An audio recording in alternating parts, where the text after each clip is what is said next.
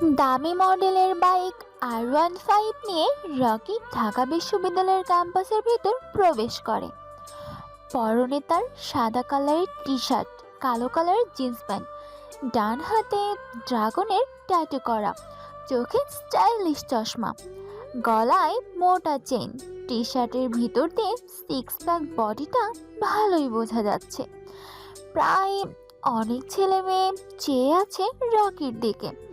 কিছু ছেলের হিংসা হচ্ছে রকির প্রতি, আর কিছু মেয়ের মুখে রাগের আভা ফুটে উঠেছে, কারণ রকি তাদের বয়ফ্রেন্ডের থেকে বেশি সুন্দর। রকি বাইকটা পার্ক করে আশেপাশে তাকায়। অনেক মেয়ে তার দিকে ঘোর লাগা দৃষ্টিতে তাকিয়ে আছে। রকি মুচকি হেসে মাথাটা উঁচু করে ক্লাসের উদ্দেশ্যে রওনা দেয়।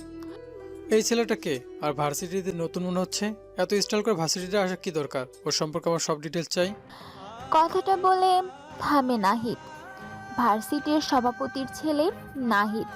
বড় ছোট সবার জন্য নাহিদ একটা আতঙ্ক। বড় ছোট সবাইকে জার্ক করে দেয়। এতক্ষণ বসে বসে রকির দিকে তাকিয়েছিল সে, আর দেখছিল রকির অ্যাটিটিউড।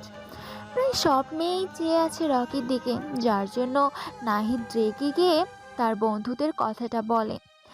নাহিদ পকেট থেকে আরেকটা সিগারেট বের করে জ্বালায়, আর বিষাক্ত ধোঁয়াগুলো মুক্ত বাতাসে ছেড়ে দেয়। পিছন থেকে আরফ নামের একটা ছেলে দৌড়ে এসে হাঁপাতে হাঁপাতে নাহিদের সামনে দাঁড়িয়ে বলতে থাকে, নাইস, নতুন ছেলেটার নাম রকি, তৃতীয় বর্ষে পড়ে, আমাদের থেকে এক ক্লাস নিচে। আরাফের কথা শুনে নাহিদ সিগারেট টানতে টানতে বলে, তাহলে তো বেশ ভালো হবে আমার, কারণ সে তো আমার জুনিয়র। নাহিদ, সামনে চেয়ে দেখ ভাই, একটা গরম মাল আসতেছে। সিয়ামের কথা শুনে নাহিদ ক্যাম্পাসের গেটের দিকে তাকায়। দেখে একটা মেয়ে আসতেছে। পরনে তার হলুদ একটা জামা, চোখে স্টুডেন্টের চশমা, ব্যাগটা কাঁধে ঝুলিয়ে ক্যাম্পাসে প্রবেশ করছে। নাহিদ সিয়ামকে বলে। সিয়াম, মালটাকে ডাক দে তো। নাহিদের অনুমতি পেয়ে সিয়াম মেয়েটাকে ডাক দেয়। মেয়ে মধ্যবিত্ত পরিবারের মেয়ে, তার বাবা সরকারি চাকরি করে। ছোট একটা ভাই আছে, সে ক্লাস 9-এ পড়ে। মিমের ছোট থেকেই স্বপ্ন ঢাকা বিশ্ববিদ্যালয়ে পড়াশোনা করবে, তাই কলেজ পাশ করে ভর্তি পরীক্ষা দিয়ে উত্তীর্ণ হয়ে প্রথম বর্ষে ভর্তি হয়। আস্তার ভার্সিটির প্রথম দিন, তাই হলুদ একটা জামা পরে ব্যাগ কাঁধে নিয়ে ক্যাম্পাসে ঢুকে পড়ে। ক্যাম্পাসটা খুবই সুন্দর আর বড়, তাই সে ঘুরে দেখছিল। তখনই পিছন থেকে কেউ এই হলতে পড়ি। কথাটা বলে জোরে ডাক দেয়। মিম চমকে উঠে পিছনে ফিরে তাকায়, দেখে বাইকের উপর আরাম করে বসে একটা ছেলে সিগারেট টানছে, আর 3টা ছেলের পাশে দাঁড়িয়ে আছে। মিম বুঝতে পারছে না কাকে ডাকছে, হলদে পরি বলে। তাই সে আবার ঘুরে ঘুরে দেখতে থাকে ক্যাম্পাসটা, কিন্তু আবার কেউ এই চোখে চশমা, হলুদ ড্রেস, তোমাকেই বলছি। কথাটা বলে ডাক দেয়। মিম আশেপাশে তাকিয়ে দেখে ক্যাম্পাসে এমন হলুদ ড্রেস সে ছাড়া আর কেউই পরেনি, তাই সে ছেলেগুলোর কাছে যেতে থাকে। মিম সবাইকে উদ্দেশ্য করে বলে, জি ভাইয়া, আমাকে এভাবে ডাকার কি কারণ? মিমের কথা শুনে নাহিদ হালকা করে ছোট্ট একটা হাসি দেয়। সিয়াম মিমকে বলে, মামনি, ভার্সিটিতে নতুন এসেছো? মিম বুঝতে পেরেছে তার সাথে এখন কি করা হবে, তাই সে জবাব দেয়, জি ভাইয়া, প্রথম বর্ষে ভর্তি হয়েছি। আরাফ নিজের জায়গা থেকে হালকা সরে এসে মিমের পাশে দাঁড়িয়ে বলতে থাকে, তা মামনি, দেখতে তো খুব সুন্দর, রূপে তো আগুন ধরেছে। তা সেই আগুনের পড়ার একটু সুযোগ দিও আমাদের। মিম বুঝতে পারছে না কি বলছে এগুলো, তাই সে প্রশ্ন করে, ভাইয়া কি বলছেন বুঝতে পারছি না। মিমের কথা শুনে নাহিদ বাইক থেকে নেমে সিগারেটের শেষ অংশে জোরে একটা টান দিয়ে মুখের সমস্ত ধোঁয়াগুলো মিমের মুখের উপর ছাড়ে। মিম জোরে জোরে কাশতে থাকে, যেন নিঃশ্বাস বন্ধ হয়ে যাওয়ার উপক্রম। মিমের অবস্থা দেখে সবাই জোরে জোরে হাসতে থাকে। নাহিদ মিমের একেবারে কাছাকাছি চলে আসে। দুজনের নিঃশ্বাস দুজনের মুখের উপর পড়ছে। মিমের খারাপ লাগছে, তবুও নাহিদকে কিছু বলছে না। নাহিদ ডান হাত নিয়ে মিমের চুলের পিছনে চাপ দিয়ে ধরে কানের কাছে মুখটা নিয়ে বলতে থাকে। তোকে আমার পছন্দ হয়ে গেছে। নাহিদের কথাটা শেষ হওয়ার সাথে সাথে মিম সামান্য দূরে যেয়ে নাহিদের বাম গালে কষে একটা চর মেরে চিৎকার করে বলে, তুই কি আমাকে সেই সব মেয়েদের মতো পেয়েছিস যারা দেহ বিক্রি করে খায়? আমি কি পতিতা? এতই যদি মেয়েদের দেহের লোভ থাকে তাহলে পতিতারা চলে যা। কথাটা বলে মিম থামে না, দৌড়ে ক্লাসের দিকে চলে আসে। আর নাহিদ সেখানে দাঁড়িয়ে দাঁড়িয়ে বাম গালে হাত দিয়ে রাগে ফুঁসতে থাকে। এই ছেলে, তুমি অনেকক্ষণ ধরে দেখছি বাইরের দিকে চেয়ে আছো। নতুন এসেছো আর এখনই ক্লাসে মনোযোগ নেই। বাইরে তাকিয়ে কি দেখো? কথাটা শুনে রকি বাইরের দিকে দৃষ্টিটা সরিয়ে সামনে থাকা স্যারের দিকে তাকায়। তিনিই রকিকে উদ্দেশ্য করে কথাটা বলে। রকি এতক্ষণ বাইরের নাহিদের কর্মকাণ্ড দেখছিল আর রাগে ফুঁসছিল। রকির ক্লাসের জানালা দিয়ে ভালো করেই বোঝা যায় যেখানে নাহিদরা বসে থাকে। রকি নিজের মাথাটাকে ঠান্ডা করে স্যারকে জবাব দেয়। স্যার, কিছু দেখছিলাম না, এমনি ভালো লাগতেছিল না, তাই বাইরের দিকে তাকিয়েছিলাম। স্যার চশমা ঠিক করে রকিকে বলে, নতুন জায়গায় প্রথম প্রথম এমন মনে হবে, আস্তে আস্তে ঠিক হয়ে যাবে। তা তুমি কোথা থেকে এসেছো? রকি উত্তর দেয়, আমার নিজের কোনো শহর নেই, যেই শহরে পা রাখি ওইটাই আমার শহর হয়ে যায়। রকির এমন উত্তর শুনে সবাই অবাক। বলে কি ছেলেটা, নিজের কোনো নির্দিষ্ট শহর নেই? রকি সবার দিকে চেয়ে ছোট করে একটা মুচকি হাসি দেয়। স্যার ক্লাস সম্পূর্ণ করে বাইরে চলে যায়। অনেক স্টুডেন্টের রকির সাথে বন্ধুত্ব করতে আসে, কিন্তু রকি ধনী পরিবারের কারোর সাথে বন্ধুত্ব করতে চায় না। রকির দৃষ্টি যায় সবার লাস্ট বেঞ্চে বসে থাকা একটা ছেলের দিকে, যার পরনে ময়লা ঢিলে ঢালা সাদা কালারের শার্ট, চোখে মোটা ফ্রেমের চশমা, চুলগুলো খানিকটা বড়, মুখে দাড়িতে ভরে গেছে, শরীরের রংটা হালকা কালো। কিন্তু কেউ ছেলেটার পাশে বসছে না, কারণ ক্লাসের সবাই ধনী পরিবারের সন্তান, ভালো ভালো জামা কাপড় পরা। কিন্তু ছেলেটা গরিব, শরীরে নেই ভালো জামা কাপড়, তাই তার পাশে কেউ বসছে না। রকি নিজের সিট থেকে উঠে দাঁড়ায় আর ছেলেটির পাশে গিয়ে বসে। রকিকে দেখে ছেলেটা অবাক হয়ে যায়, কেননা যেখানে কোনো স্টুডেন্ট তার আশেপাশে বসে না, তার সাথে বন্ধুত্ব করে না, কিন্তু আজ হঠাৎ করে নতুন একটা ধনী পরিবারের ছেলে নিজ ইচ্ছায় তার পাশে বসেছে। এটা যেন তার বিশ্বাস হচ্ছে না।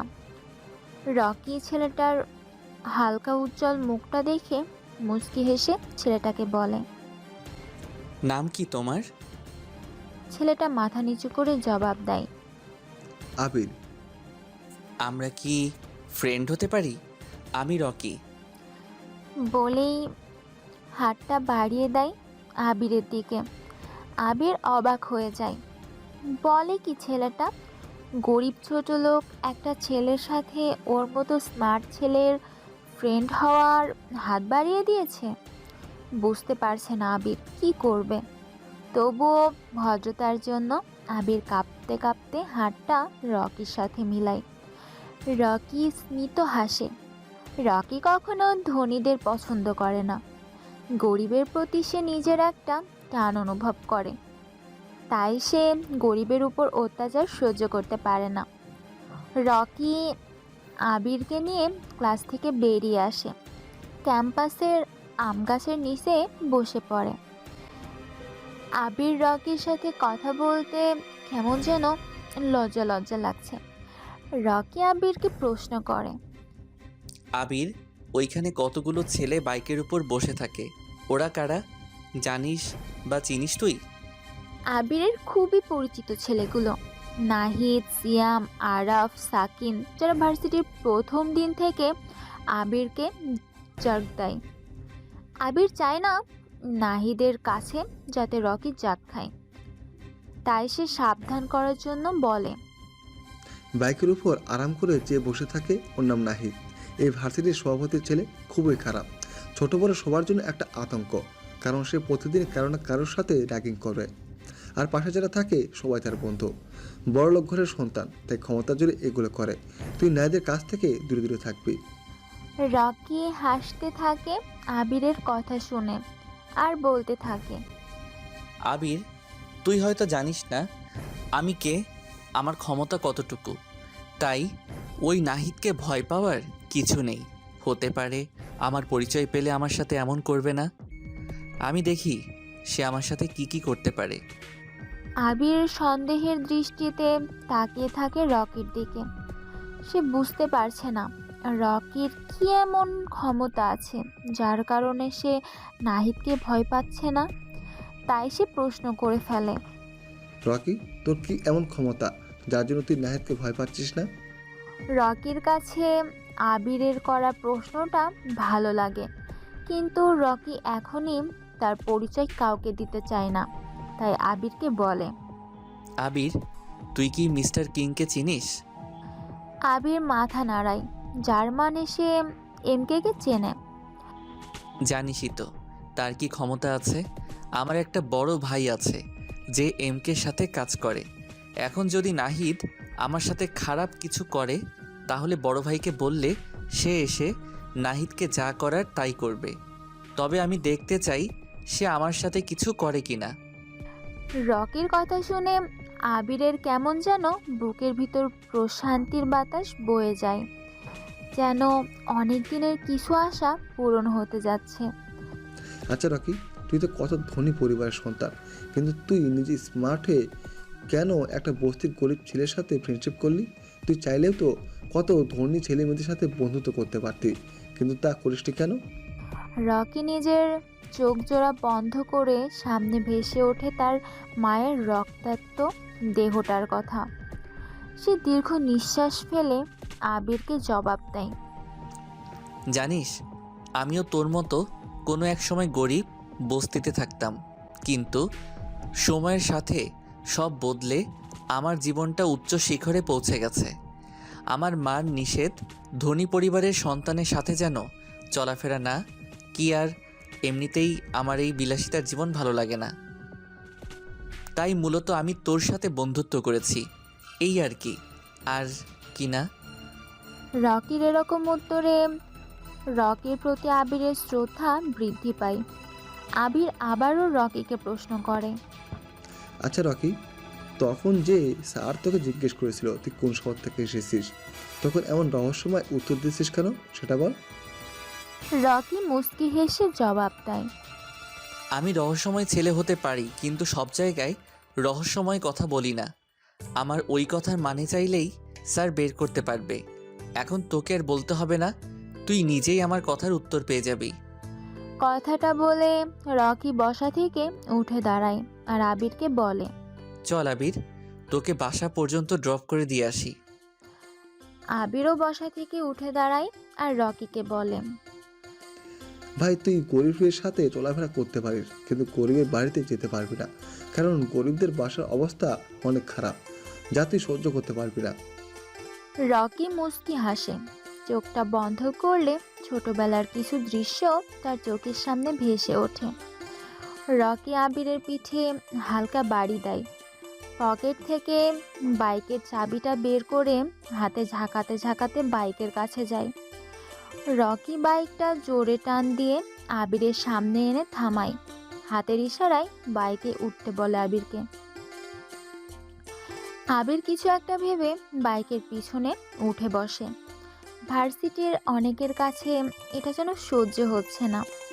এত ধনী পরিবারের ছেলে একটা গরিব খ্যাত ছেলেকে তার বাইকের পিছনে বসিয়েছে। রকি বাইকটা ছোট একটা বসতির সামনে থামায়।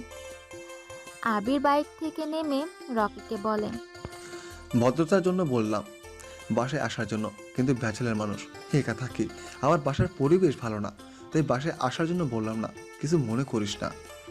রকি মুস্কি হেসে বলে, আরে তুই না বললেও আমি যেতাম, কিন্তু আমার কিছু গুরুত্বপূর্ণ কাজ আছে যার জন্য আজ যেতে পারবো না।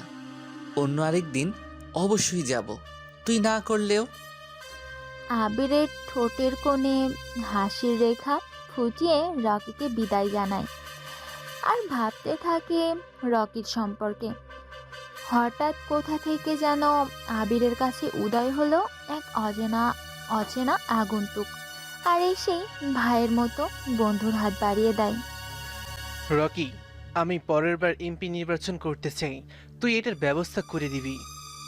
কিছুক্ষণ আগেই মেয়র সাদ্দাম খান রকিকে দেখা করার জন্য ডাকে। আবিরকে নামিয়ে দিয়েই রকি সাদ্দামের বাগান বাসতে চলে আসে।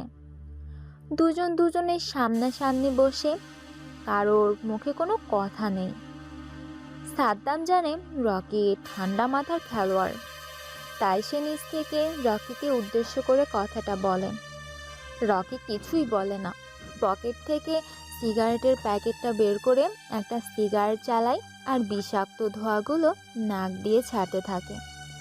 সাদ্দাম জানে রকির এই একটা বদ অভ্যাস আছে, সেটা হলো সে সিগারেটের ধোঁয়া নাক দিয়ে বেশি ছাড়ে। রকি একটু শব্দ করে হাসে, যেই হাসিতে লেগে আছে রহস্যময় কিছু আভা, আর সাদ্দামকে বলে, সাদ্দাম ভাই, সবাই জানে গুরুত্বপূর্ণ কথার সময় আমার হাসি আসে। কী জন্য হাসি পাই জানি না আমি, তবে আমার মাইন্ড খেলার জন্য হাসাটা খুবই প্রয়োজন। আমি জানতাম আজ হঠাৎ কেন আমাকে ডেকেছেন, তাই হেসেছি। তবে পরের বার এমপি নির্বাচন করতে হলে তো রফিক চৌধুরীকে সরিয়ে দিতে হবে। সাদ্দামও পকেট থেকে একটা সিগারেট বের করে টানতে থাকে আর রকিকে বলে, আমি জানি তুই চাইলে কোনো কিছুর ব্যাপার না, তবে রফিক চৌধুরীকে সরানো এতটা সহজ হবে আমার মনে হয় না। রকির কানে কথাটা বারবার বাজতে থাকে, তাই সে রেগে পাশে থাকা কাচের ফুলদানিটা ভেঙে ফেলে, জোরে চিৎকার দিয়ে বলে, এই রকির কাছে কোনো কিছু অসম্ভব নেই, আমি পারি, সব পারি। আমি রফিক চৌধুরী কেন আরও উপরের কাউকে মারতে আমার সময় লাগবে না, একটা ফোনই যথেষ্ট। আপনি পরের বার এই সিটির এমপি হবেন। সাদ্দাম মুস্কি হাসে, সে জানে রকি পারে না এমন কোনো কাজ নেই। রকি একবার যে কাজ হাতে নেয় ওইটা ছিনিয়ে নেওয়ার বুক আছে তার। রকি, তোমার কি অতীতের কথা মনে পড়ে? রকি চোখ জোড়া বন্ধ করে অতীতের কিছু ঘটনা তার চোখের সামনে ভেসে উঠছে। রকি চায় না অন্ধকার অতীতকে সামনে এনে সদ্য ভবিষ্যৎটাকে নষ্ট করা, তাই সে বসা থেকে উঠে দাঁড়ায় আর সাদ্দামকে উদ্দেশ্য করে বলে, এই শহরে আমার পরিচয় আমি আর আপনি ছাড়া কেউ জানে না। আমি চাই না কেউ আমার সম্পর্কে কিছু জানুক, তাহলে কিন্তু পরেরটা আর নাই বললাম। আসি আমি, রাতে একটা মিশনে যেতে হবে। শহরে নতুন এসেই ঝামেলাটা না করলেই পারতে, তা আজ রাতে আর শেষ দিন। হয়তো কোনো এক পাপিষ্ঠের গরিবদের কাছ থেকে টাকা লুটে নিজের ব্যাংক ব্যালেন্স বাড়াচ্ছে। কথাটা বলে রকি মেইন দরজাটা খুলে বাইরে বেরিয়ে যায়। সাদ্দাম চাইলেও রকিকে আটকাতে পারবে না, তাই বৃথা চেষ্টা করে লাভ নেই। ঢাকার একজন প্রভাবশালী ব্যবসায়ী আহাদ চৌধুরী আজমিরপুরের অফিসে বড় একটা মিটিং ছিল, যার জন্য আসতে একটু রাত হয়ে গেছে। গুলশানের নির্জন এলাকা দিতে গাড়িটা চালাচ্ছে আহাদ চৌধুরীর ড্রাইভার শামীম। আহাদ চৌধুরী ভিতরে বসে বসে মোবাইল চালাচ্ছে। চারিদিকে অন্ধকার, দূরে দূরে দেখা যাচ্ছে ল্যাম্পপোস্টের আলো। হঠাৎই শামীম দেখতে পায় রাস্তার মাঝে বাইকের উপর আরাম করে বসে আছে কোনো এক আগন্তুক মুখে তার জ্বলন্ত সিগারেট। শামীম দূর থেকে গাড়ির হর্ন বাজায়, কিন্তু আগন্তুক বাইকের উপর স্থির বসে আছে। শামীম রেগে গাড়িটা থামায়। আহাদ গম্ভীর গলায় বলে, শামীম, তাড়াতাড়ি গাড়ি চালাও, বাসায় যেতে হবে, অনেক রাত হয়ে গেছে। তুমি এখানে গাড়ি থামালে কেন? শামীম জবাব দেয়, স্যার, সামনে কে যেন বাইক দাঁড়া করিয়ে বাইকের উপর বসে সিগারেট টানছে। গাড়ি থেকে নেমে দেখো, হয়তো মদ পান করে নেশা ধরেছে, তাই পাগলের মতো এখানে বসে আছে। শামীম গাড়ি থেকে নেমে আগন্তুককে উদ্দেশ্য করে বলে, এই কে তুই? মদ খেয়ে মাঝ রাস্তায় বাইকের উপর বসে মাতলামো করছিস? রাস্তা থেকে বাইকটা সরা তাড়াতাড়ি। কিন্তু আগন্তুকটা বাইরের উপর স্থির হয়ে বসে বসে সিগারেট টানছে। শামীম রেগে গিয়ে আগন্তুকের কাছে যায়। আগন্তুকের পরনে কালো মাফিয়া ড্রেস, কাটা মাস্কের জন্য মুখটা বোঝা যাচ্ছে না। শামীম আগন্তুকের কলার ধরতে যাবে, তখনই কোথা থেকে যেন একটা স্নাইপারের বুলেট এসে শামীমের হাতে লাগে। শামীম জোরে চিৎকার দিয়ে দূরে ছিটকে পড়ে। আগন্তুকটা এটা দেখে জোরে জোরে হাসতে থাকে। হঠাৎ বাইরে থেকে জোরে চিৎকারের আওয়াজ পেয়ে আহাদ গাড়ি থেকে নেমে দেখে শামীম নিচে বসে চিৎকার করে কান্না করছে। সামনে বাইকের উপর আরাম করে বসে সিগারেট টানছে একটা কালো অভাই। আহাদ চিৎকার দিয়ে বলে, এ কে তুই? শামীমের হাতে গুলি করেছিস কেন? আগন্তুকটা বাইক থেকে নেমে দাঁড়িয়ে বাম হাতে থাকা অর্ধেক সিগারেটটা নিচে ফেলে পা দিয়ে পিষে দেয়। আগন্তুকটা হাসতে থাকে আর বলতে থাকে, আমি কে? আমাকে তুই চিনবি না, কিন্তু আমি তোকে খুব ভালো করে চিনি। ঢাকার অন্যতম ড্রাগ ব্যবসায়ী, গরিবের টাকা লুটে নিজের ব্যাংক ভরতেছিস, গুন্ডা দিয়ে চাঁদা তুলিস, আর সবার সামনে ভালো মানুষের মুখোশ পরে আছিস। এগুলো কেউ জানে না। আহাদ অবাক হয়ে যায়। এত কিছু করে কিন্তু কেউ জানে না তার এই গোপন করা ব্যবসার কথা। তাই আহাদ ভয়ে ভয়ে বলতে থাকে, কে তুমি, আর আমার সম্পর্কে এগুলো কি করে জানো? আগন্তুক মাস্কের ভিতর মুচকি হেসে জবাব দেয়, আমি তোর সম্পর্কে আরও অনেক কিছু জানি। 3টা বউ তোর, কিন্তু কোনো বই এ কথা জানে না। রাতের পর রাত মেয়ের নেশে ডুবে থাকিস তুই। আরও শুনবি? এবার আহাদ কান্না করে দেয়। তুমি এগুলো জানো কিভাবে? প্লিজ এই বিষয়টা আমাদের মধ্যে রেখে দাও। তুমি এবার শামীমকে গুলি করলে কেন? কি চাও তুমি বলো, আমি দিয়ে দেব এখনই। তবুও আমাকে কিছু করবে না প্লিজ। আগন্তুকটা জোরে হাসতে হাসতে বলে, তুই আমাকে কি দিবি? এখন তো আমি তোকে তোর জীবনটা ভিক্ষা দিতে পারি, কিন্তু আমি তা করব না, কারণ আমার একটা সমস্যা আছে। তুই আমার অপছন্দের কিছু কাজ করেছিস যেটা আমার সহ্য হয়নি, তাই তোকে আজ একেবারে শান্ত করতে চলে এলাম। ভাই বলেন, আমি আপনার অপছন্দের কি কাজ করেছি যার জন্য আমার সাথে এমন করছেন? তুই গরিব দুঃখীদের টাকা মেরে খাস, তাদের কাজের সঠিক পারিশ্রমিক দিস না।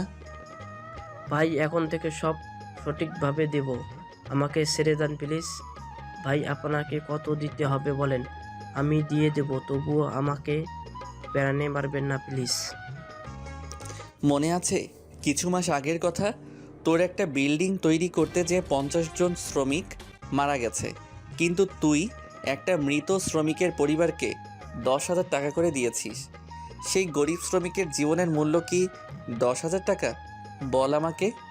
ভাই, গরিবের জীবনের কোনো মূল্য নেই। এরা বেঁচে থেকে দেশের জনসংখ্যা বৃদ্ধি করছে। আর আমি এখন আপনাকে একটা অফার করছি। গাড়িতে 50 লক্ষ টাকা একটি ব্রিফকেস আছে, আপনি সব টাকাগুলো নিয়ে আমাকে ছেড়ে দেন।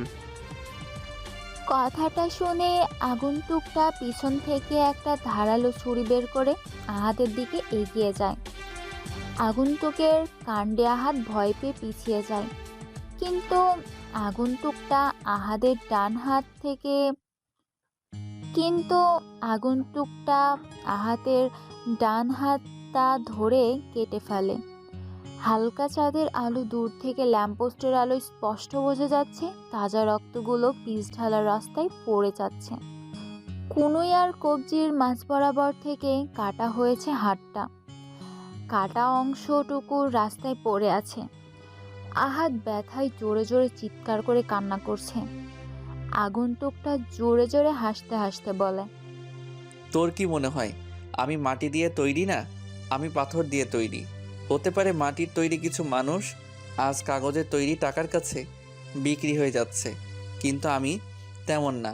একটা গরিবের জীবনের মূল্য তোর কাছে 10,000 টাকা, কিন্তু তোর জীবনটার দাম অনেক বেশি, 50 লক্ষ টাকা।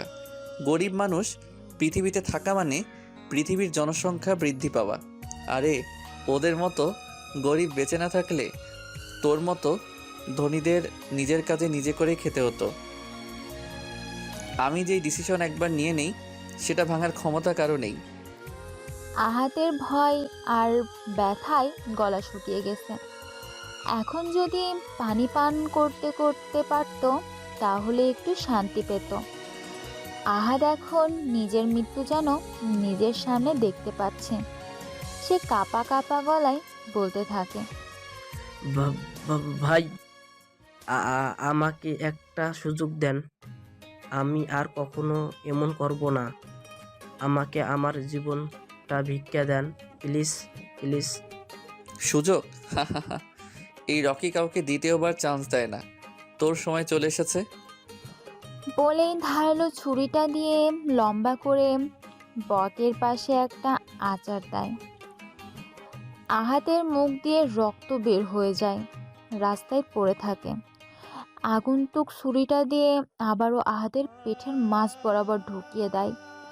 আহাত নিচে পড়ে যায়, চোখ জোড়া খোলা অবস্থায় পৃথিবীর মায়া ছেড়ে চলে যায়। আগন্তুকটা আহাদের মৃতদেহের পাশে একটা কঙ্কালের ট্যাটু এঁকে বাইকটা নিয়ে গভীর অন্ধকার রজনীতে মিলিয়ে যায়। ব্রেকিং নিউজ, কাল রাতে কে বা কারা যেন গুলশানের 14 নম্বর ওয়ার্ডের ঢাকার টপ বিজনেসম্যান আহাদ চৌধুরীকে মারাত্মকভাবে খুন করে পালিয়ে যায়। আহাদ চৌধুরীর লাশের পাশে ওনার গাড়ির ড্রাইভার শামীমকেও আহত অবস্থায় পাওয়া যায়। শামীমকে ঘটনাস্থল থেকে হসপিটালে ভর্তি করা হয়। শামীমের জ্ঞান ফিরলে জিজ্ঞাসাবাদ করা হবে।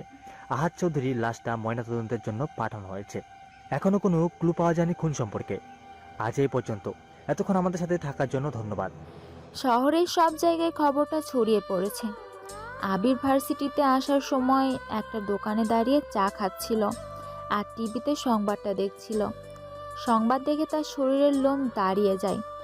আবার আহাদের লাশের পাশে কঙ্কালের ট্যাটু, পাশে বড় করে এমকে লেখা। তার মানে খুনটা মিস্টার কিং করেছে। ভাবতেই আবিরের ঘাম বেরিয়ে যাচ্ছে। সে এত কিছু না ভেবে ভার্সিটির দিকে রওনা দেয়। রকি আজও তার R15টা নিয়ে ভার্সিটিতে প্রবেশ করে।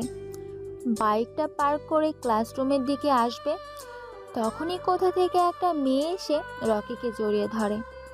রকি অবাক হয়ে যায়। হঠাৎ করে অজানা অচেনা একটা মেয়ে এমন কাজ করবে ভাবতেই পারছে না। এই কে আপনি? আর আমাকে এইভাবে জড়িয়ে ধরার মানে কি? আমি নীলা, তোমার সাথেই পড়ি। কাল তোমাকে দেখে তোমার উপর ক্র্যাশ খেয়েছি। জীবনে প্রথম কোনো ছেলেকে দেখে আমার এত পছন্দ হয়েছে। আমি তোমাকে ভালোবাসি। হোয়াট? কি বলছেন আপনি? আপনার মাথা ঠিক আছে? কালকের দেখায় আজই ভালোবেসে ফেলেছেন আমাকে? এগুলোকে ভালোবাসা বলা হয় না, আবেগ। সব কিছুদিন পর সব ঠিক হয়ে যাবে। রকি, সত্যি আমি তোমাকে ভালোবেসে ফেলেছি। এটা আবেগ না, এটা আমার ভেতর থেকে আসা অনুভূতি। বিশ্বাস করো আমাকে, প্লিজ অ্যাকসেপ্ট করে নাও আমাকে।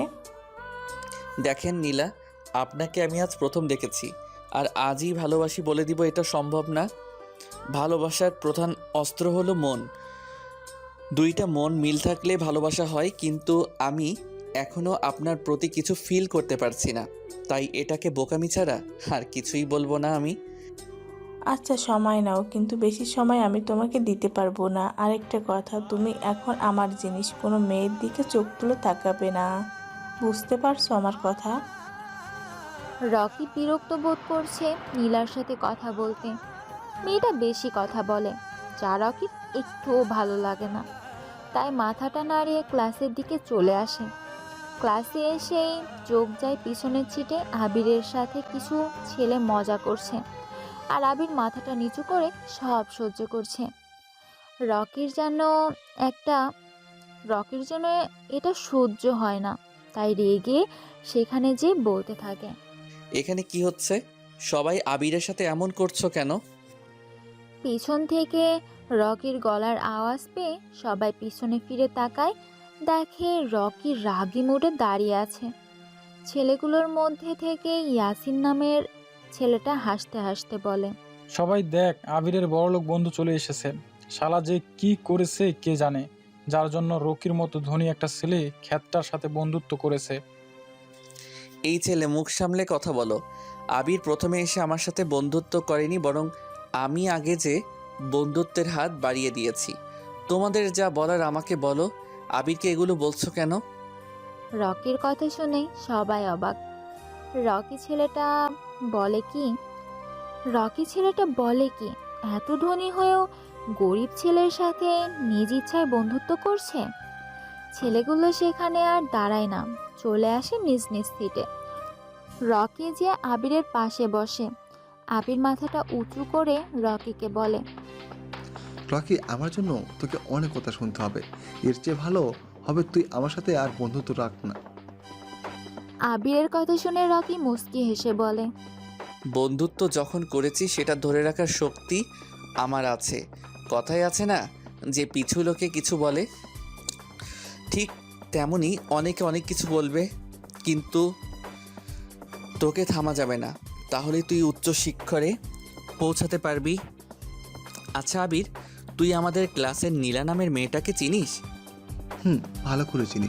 কেন, তুই হঠাৎ নীলের কথা জিজ্ঞেস করছিস কেন? কিছু হয়েছে? না, তেমন কিছু হয়নি।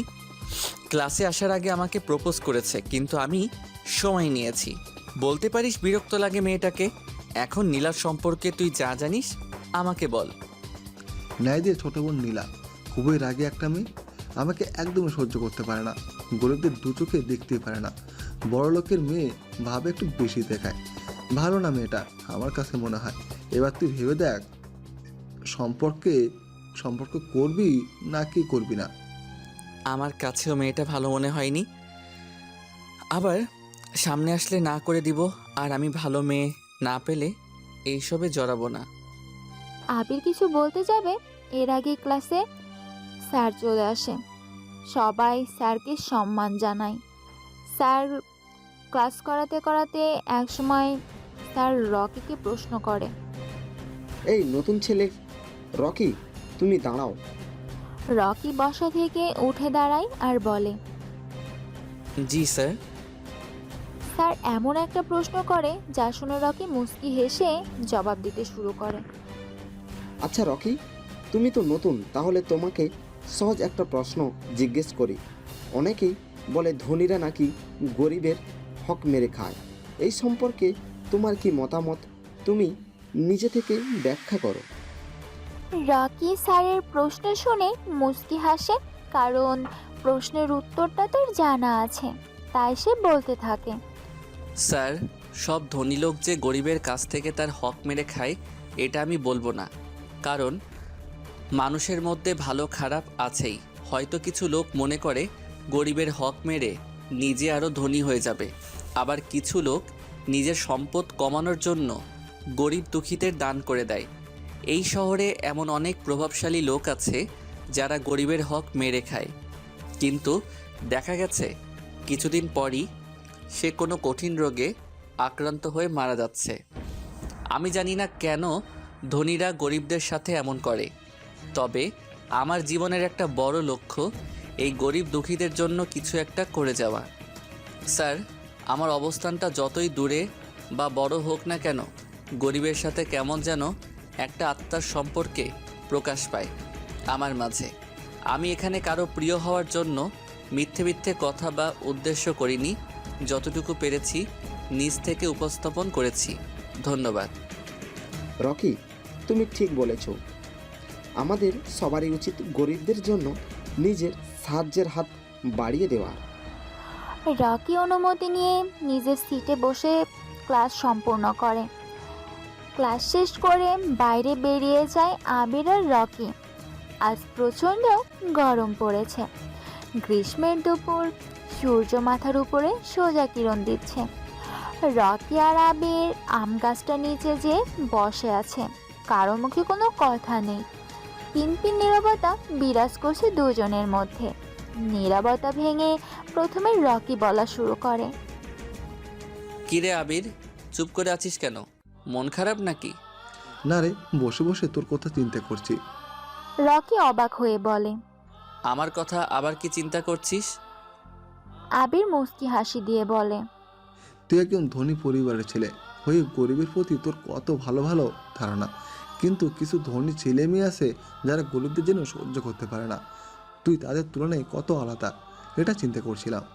আবির শোন, যখন তোর কাছে অনেক অনেক টাকা থাকবে তখন তুই ভুলে যাবি যে তুই কে। আর যখন তোর কাছে টাকা থাকবে না তখন সমস্ত পৃথিবী ভুলে যাবে তুই কে। রকি, তুই কি জানিস তুই খুবই রহস্যময় কথা বলিস? রকি মুস্কি হাসে। জানি আমি রহস্যময় কথা বলি, কিন্তু তা বের করার জন্য রহস্যময় লোকের প্রয়োজন। রকি সকালের সংবাদ দেখেছিস? কাল রাতে কে বা কারা যেন আহাদ চৌধুরীকে মেরে পালিয়ে গেছে। আহাদ চৌধুরী? সেটা আবার কে? আমি তো চিনি না। তবে সকালে ভার্সিটিতে আসার সময় অনেকের মুখে বলতে শুনেছি আহাদ চৌধুরী নামে কাউকে সন্ত্রাসীরা মেরে পালিয়ে গেছে। তুই ঢাকায় থাকিস আর আহাদ চৌধুরীকে চিনিস না? আহাদ চৌধুরী হচ্ছে ঢাকার টপ বিজনেসম্যান, কিন্তু লোকটা বেশি ভালো ছিল না। কেন, উনি আবার কি করেছে? কিছুদিন আগে ওনার একটা বিল্ডিং ভেঙে পড়ে 50 জনের মতো লোক মারা গেছে। সবাই আমাদের বস্তিতে থাকতো। মৃত শ্রমিকদের পরিবারকে ক্ষতিপূরণ হিসেবে 10,000 টাকা করে দিয়েছে। ওনার কাছে একজন গরিব শ্রমিকের জীবনের মূল্য মাত্র 10,000 টাকা। তাই আমার কাছে মনে হয়েছে আহাদ চৌধুরীর মৃত্যু হওয়াতে অনেকেই খুশি। আমার কি মনে হয় আবির আহাদের খুনটা হয়েছে তার এই অপকর্মের জন্য। লোকটাকে দেখতেই কেমন জানি খারাপ খারাপ মনে হয়। ঠিক বলেছিস তুই। রকি দেখ, সামনে তাকে নাইদ ভাই আমাদের হাতের ইশারা ডাকছে। চল আমরা এখান থেকে চলে যাই, নয়তো উনি কোনো না কোনো ঝামেলা করে আমাদের সাথে। সিনিয়র বড় ভাই ডাকছে, এখন তো যেতেই হবে। যতই ঝামেলা করুক, চলো আমার সাথে। কিরে আবির, কতক্ষণ ধরে তোকে ডাকছি, আসতে এত লেট হলো কেন? আবির মাথাটা নিচু করে জবাব দেয়। ভাই হাতে ইশারায় ডাকছিলেন তো, তাই বুঝতে পারছিলাম না কাকে ডাকছিলেন। দুঃখিত ভাই। বুঝতে পারছি। তা এই নতুন ছেলেটা কে? ভার্সিটিতে নতুন এসেছে মনে হচ্ছে। জি ভাই, নতুন ভর্তি হয়েছে আমাদের সাথেই। এই তোর নাম কি? রকিকে উদ্দেশ্য করে বললাম। ভাই ওর নাম রকি। আমি তোকে জিজ্ঞেস করছি। আবির মাথাটা নিচু করে বলে। জি না ভাই। এই রকি, তুই আমাকে চিনিস না? আমি কে? না ভাইয়া, আমি আপনাকে চিনি না। আর আমি তো কালকে মাত্র ভর্তি হয়েছি, কারোর সাথে তেমন পরিচয় হয়নি। তা এবার আপনার পরিচয়টা দিয়ে দেন। আমি নিজের পরিচয় নিজেদের পছন্দ করি না। কিছুদিন ভার্সিটিতে ঘোরাঘুরি কর, এমনিতে আমার পরিচয় ভাইয়া, যদি কোনো গুরুত্বপূর্ণ কিছুর জন্য ডেকে থাকেন তাহলে বলেন, নয়তো আমরা চলে যাই। রকির কথা শুনে নাহিদ পকেট থেকে একটা সিগারেট বের করে জ্বালায় আর মুখের বিষাক্ত ধোঁয়াগুলো রকির মুখের উপর ছেড়ে দিয়ে বলতে থাকে। বড় ভাই যখন ডাক দিয়েছে তাহলে সেটা গুরুত্বপূর্ণ কথাই হতে পারে। তোকে আমি কাল থেকেই দেখছি তুই ভার্সিটিতে এসে খুব ভাব নিয়ে ঘোরাঘুরি করছিস। কালই বলতাম, কিন্তু প্রথম দিন তাই কিছু বলিনি। আজ আবার তুই একটা ভুল করলি। কেন ভার্সিটিতে এত ভাব ধরে আসতে হবে তোর? কাল থেকে যেন আমি এমন আর না দেখি। আজ তোকে সাবধান করে দিলাম, মনে থাকার জন্য কথাটা। তোরা এখন যেতে পারিস। রকি বুকের উপর ঝুলিয়ে রাখা চশমাটা ফু দিয়ে চোখে লাগিয়ে ভাব নিয়ে বলতে থাকে। ক্যাম্পাসটা কারো বাবার না, যার যেমন ইচ্ছে সে সেইভাবে চলবে। আর আমি কাল থেকে আরও বেশি করে ভাব নিয়ে ভার্সিটিতে আসব। দেখি আপনি আমার কি করতে পারেন। কথাটা বলেই আবিরের হাত ধরে টানতে টানতে চলে আসে সেখান থেকে। দেখছিস না ছেলেটা কেমন খারাপ, তোর সাথে কেমন ব্যবহার করে। এগুলো একটা কিন্তু মানা যায় না, কিছু একটা ব্যবস্থা করতে হবে। আমি দেখছি ব্যাপারটা, তোদের চিন্তা করতে হবে না। ও সব ভাবনা আমি বের করে দিব। আবির আর রকি এসে আবার আম গাছের নিচে বসে পড়ে। আবিরের চোখে ভয় বিরাজ করছে। কারণ নাহিদদের সাথে কেউ খারাপ ব্যবহার করলে তার ফল ভালো হয় না। এখন যদি রকির এমন কিছু করে, এটা ভেবেই আবিরের বুক কেঁপে উঠছে। রকি, তুই নাহিদের সাথে এমন না করলেও পারতি। এর পরিণাম কিন্তু ভয়ঙ্কর হতে পারে, মনে রাখিস আমার কথাটা। রকি মুচকি হেসে বলে, আবির, তোকে আগেই বলেছি নাহিদ আমার কাছে কোনো ব্যাপার না, হাতের ময়লা। আর তুই এটা বল যে সামনে দিয়ে আসছে মেয়েটাকে। আবির সামনের দিকে চেয়ে দেখে নীল রঙের জামা পরে একটা মেয়ে এদিকেই আসছে, কিন্তু আবির মেয়েটাকে চিনতে পারছে না। আজই ভার্সিটিতে প্রথম দেখছে, তাই রকিকে বলে, রকি, মেয়েটা মনে হয় ক্যাম্পাসে নতুন, আগে তো কখনো দেখিনি। মেয়েটার চেহারায় একটা মায়া কাজ করে, কেমন যেন ইনোসেন্ট ভাব রয়েছে তার মধ্যে। কি ব্যাপার রকি, মেয়েটাকে দেখে প্রেমে পড়ে গেলে নাকি? আরে দূর, আমি কি বলছি মেয়েটাকে ভালোবাসি? প্রথম দেখাতে কি ভালোবাসা হয়ে যায়? তবে মেয়েটা দেখতে খারাপ না, আমার পছন্দ হয়েছে, এর সম্পর্কে আমার জানতেই হবে। আরে সমস্যা নেই, একই ভার্সিটিতে যখন পড়ে মেয়েটার সম্পর্কে সব জানা যাবে। আবির আর ক্লাস করব না, চল কোথাও থেকে ঘুরে আসি। আরে ক্লাস ফাঁকি দিয়ে এখন ঘুরতে যাওয়া যাবে না। আবির চল আমার সাথে, ক্যাম্পাসে আর ভালো লাগছে না। বলে রকি তার বাইকটা নিয়ে আবিরের সামনে দাঁড়িয়ে বলে, ওঠ, কাছে একটা জায়গায় যাব। রকি, ক্লাস ফাঁকি দিয়ে যাওয়াটা ঠিক হবে না। আবির উঠ বলতেছি, আমার কিন্তু রাগ হচ্ছে। রকির জোড়াজুড়িতে আবির বাইকের পিছনে উঠে বসে। রকি বাইকটা চালিয়ে শহর থেকে একটু দূরে একটা লেকের পাড়ে দাঁড় করায়। বাইক থেকে নেমে আবির অবাক হয়ে যায় এমন একটা মনোরম পরিবেশ দেখে। সামনে একটা বড় ঝিল, আশেপাশে গাছপালা, হিমেল হাওয়া বয়ে যাচ্ছে চারিপাশে। এখানে এসে মনটা ভালো হয়ে গেছে, তাই রকিকে উদ্দেশ্য করে বলে, রকি, জায়গাটা খুবই সুন্দর, কিন্তু তুই এমন জায়গা খুঁজে পেলে কিভাবে? আগেও আসছিস মনে হয়। রকি মুচকি হেসে জবাব দেয়, আরে না, আমি আগে কখনো এখানে আসিনি। এই জায়গার নাম অনেক শুনেছি, তাই আসলাম তোকে নিয়ে। আবির আর রকি কিছুক্ষণ পর সেখান থেকে চলে আসে। আবিরকে নামিয়ে দিয়ে চলে আসবে তখনই রকির মোবাইলে একটা কল আসে। রকি বাইকটা থামিয়ে পিছনের পকেট থেকে মোবাইলটা বের করে হাতে নিয়ে দেখে স্ক্রিনের ওপর সোহেল নামটা ভেসে উঠেছে। রকি ফোনটা রিসিভ করে বলতে থাকে, সোহেল, ওই দিকের কি অবস্থা? বস, শালাকে ধরে এনেছি, এখন কি করব? আমার আস্তানায় নিয়ে বেঁধে রাখ, আমি আমার সময় চলে আসব। আজকে ঢাকার সবচেয়ে ধনী এবং ক্ষমতাশীল রাজনৈতিক নেতা আরিয়ান আহমেদকে ধরে আনার জন্য রকি কিছু ছেলে পাঠিয়েছে। আরিয়ান আহমেদকে ধরে আনার পর সোহেল নামের একটা ছেলে রকিকে ফোন দিয়ে জানায়। রকি মুচকি হেসে বাইকটা স্টার্ট দেয়। সময় রাত 11:45। রকি বিএমডাব্লিউটা নিয়ে তার পুরনো আস্তানার সামনে দাঁড়িয়ে আছে। বাইরে হালকা বৃষ্টি পড়ছে। একজন ছেলে হাতে একটা ছাতা নিয়ে রকির গাড়ির গেট খুলে দিল। রকি প্রথমে তার পাজোড়া বের করে পরে মাথাটা বের করে। পরনে তার কালো ড্রেস, কালো হাত মোজা, উপরের অংশ কাটা, লম্বা হুডওয়ালা টুপি, কাটা মাস্ক দিয়ে মুখটা ঢাকা। হাতে থাকা অর্ধেক জ্বলন্ত সিগারেট কয়বার জোরে টান দিয়ে বৃষ্টিতে ভেজা রাস্তায় ফেলে রুমের দিকে যেতে থাকে। ছেলেটা ছাতাটা বন্ধ করে রুমের শাটারটা খুলে রকি ভিতরে প্রবেশ করে। 40 ওয়াটের একটা বাল্ব ছোট আটকার রুমটা হলদে আলোয় আলোকিত হয়ে আছে। সামনে চেয়ারে সাথে বাঁধা আরিয়ান আহমেদ, তার চোখে মুখের অবস্থা বেশি ভালো না। চুলগুলো কপাল ছাড়িয়ে ছিটিয়ে আছে। ডান গালে মনে হয় কেউ জোরে চড় দিয়েছে, যার কারণে ঠোঁটের কোনায় রক্ত জমাট বেঁধে কালো হয়ে গেছে। আরিয়ানকে শক্তিশালী ড্রাগস পুশ করার জন্য তার এখনও জ্ঞান ফেরেনি। তাই রকি হাতের ইশারায় পিছনে দাঁড়িয়ে থাকা আরিফ নামের ছেলেটাকে আরিয়ানের মুখে পানি মারার জন্য ইশারা দেয়। আরিফ আরিয়ানের মুখের উপর পানি দেয়। যার ফলে সে কিছুক্ষণ পর চোখ মেলে তাকায় আর নিজেকে চেয়ারের সাথে বাঁধা অবস্থায় আবিষ্কার করে। আরিয়ান এটা দেখে উত্তেজিত কণ্ঠে বলে, ভাই কে আপনারা, আর আমাকে এখানে ধরে এনে বেঁধে রাখার মানে কি? আমার সম্পর্কে কোনো ধারণা আছে আপনাদের? দেখেন, ভালোই ভালোই বলছি, আমাকে ছেড়ে দেন, নয়তো আপনাদের সবগুলোর এমন অবস্থা হবে যা ভাবতেও পারবেন না। রকি মুচকি হেসে বলতে থাকে, আমি কে সেটা তোর জানা লাগবে না, তুই কে সেটা সবাই ভালো করে জানে।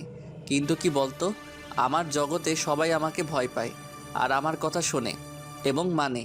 তোর ক্ষমতা সম্পর্কে সবার ধারণা আছে, কিন্তু এখানে তোর কোনো ক্ষমতাই কাজে লাগবে না। এটা আমার রাস্তা না, এখানে আর কথা শুনবে সবাই, তোকে ভয় পাওয়ার কিছু নেই। আমাকে এখানে ধরে আনার কারণ কি? আমার ভুল বা দোষ কি? এত অস্থির হচ্ছিস কেন? আমি বলবো, তুই শুনবি তোর কি দোষ বা ভুল। তুই তো ঢাকার টপ ধনীর মধ্যে একজন, আবার রাজনীতিও করিস, কিন্তু এত টাকার পাহাড় বানালি কিভাবে? আমার একটা ছোট্ট বিজনেস আছে, যেটা থেকে আর পার্টি থেকে পার্টনারশিপ পাই, সেগুলো দিয়েই তৈরি করেছি। রকি জোরে জোরে হাসতে হাসতে বলে, তুই যে মিথ্যা কথা বলছিস সেটা তোর চেহারার হাবভাব দেখেই বোঝা যাচ্ছে। আমি সত্যি বলছি, বিশ্বাস করুন আমাকে, এগুলো ছাড়া আর কোনো ইনকাম করার ফোর্স নেই আমার। কথাটা শুনে রকি রেগে যায়। পাশে থাকা শক্ত স্টিকটা দিয়ে আরিয়ানের বাম হাঁটুতে জোরে একটা বাড়ি মেরে বলে, আমি তোর সম্পর্কে সব কিছু জানি, তাই তোর সব অপকর্মের কথা তুই নিজের মুখে স্বীকার করবি। এই জন্য তোকে প্রশ্নটা করেছি। আমি মিথ্যাবাদীকে একদম পছন্দ করি না, আর যারা বেশি কথা বলে তাদেরকেও পছন্দ করি না। তুই ঢাকার নামকরা একজন রাজনৈতিক নেতা, তুই মানুষের সেবা করবি, কোনটা করলে তাদের জন্য ভালো হবে সেটা করবি, কিন্তু তুই কি করিস? স্মাগলিং করিস, গরিবের হক মেরে খাস। মনে আছে ধানমন্ডিতে একটা ছোটোখাটো বস্তি ছিল, গরিব দুঃখীদের বাসস্থান ছিল, কিন্তু তুই কি করলি? সরকারি একটা বড় প্রজেক্টের জন্য সব গরিব দুঃখীদের সেখান থেকে বের করে দিলি। এই কাজটা করার পর থেকেই আমার চোখে পড়ে গিয়েছিলি। তোকে ছোট একটা চান্স দিয়েছিলাম, কিন্তু তুই দ্বিতীয়বার একই ভুল করলি। এখন বল, এগুলোর জন্য তোকে কি শাস্তি দেওয়া যায়? ভাই আমাকে ছেড়ে দেন, আমার দ্বারা এমন ভুল দ্বিতীয়বার আর হবে না। কথাটা শুনে রকি উচ্চস্বরে হাসতে হাসতে থাকে। ভাই আমি ভুল করে ফেলেছি, আমাকে মাফ করে দেন, আমাকে ছেড়ে দেন প্লিজ, আমার দ্বারা দ্বিতীয়বার আর এমন ভুল হবে না। আরিয়ান এমন কথা শুনে রকি উচ্চস্বরে হাসতে হাসতে বলে, তোকে কি ধরে এনেছি ছেড়ে দেওয়ার জন্য? দ্বিতীয়বার যাতে আর এই ভুল না করতে পারিস সেই ব্যবস্থা করার জন্য ধরে এনেছি তোকে। আরিয়ানের কাছে রকির কথা মোটেও ভালো লাগতেছে না। সে বুঝে ফেলতেছে তার সময় শেষ আজকে। সামনে ভয়ঙ্কর রকিকে দেখে বোঝা যাচ্ছে আরিয়ানের মৃত্যু যেন এখন মাথার উপর। আর কিছুক্ষণ তারপরই তার চিরদিনের জন্য নিথর হয়ে যাওয়া। আরিয়ান ভয় কাতর চেহারা নিয়ে করুণ কণ্ঠে বলে, ভাই আমাকে ছেড়ে দেন, আমি ওই বস্তিটা আবার ওদের দিয়ে দিব, প্লিজ বিশ্বাস করেন আমাকে। আরিয়ান, তোকে একটা গল্প শোনাই। শহরে গরিব একটা ছেলে ছিল যার বাবা মা কেউ নেই, পৃথিবীতে সে এতিম। ছেলেটা তার পেটের ক্ষুধা মেটানোর জন্য ছোট একটা চা স্টলে প্লাস হোটেলে কাজ করত। তার কাজ ছিল টেবিল পরিষ্কার করা আর প্রতিটা টেবিলে যে খাবার সার্ভ করা।